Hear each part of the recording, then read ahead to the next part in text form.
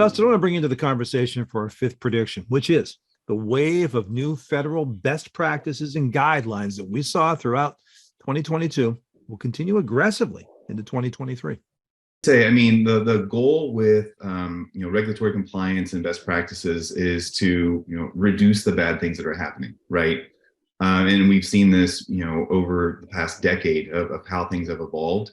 We'll continue seeing that as other industries and organizations are getting attacked more frequently. What worries me is when we don't see consistency from framework to framework. So just like organizations get audit fatigue, compliance fatigue is also a real thing.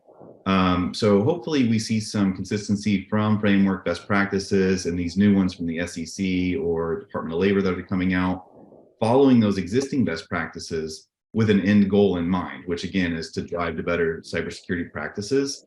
And then also with the new push for breach reporting, something that's interesting is, having that information available is one thing, but doing something about it is something else.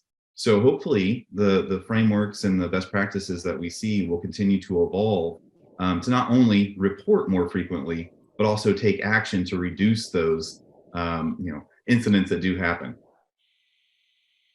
Doug, did you have something you wanted to add to that?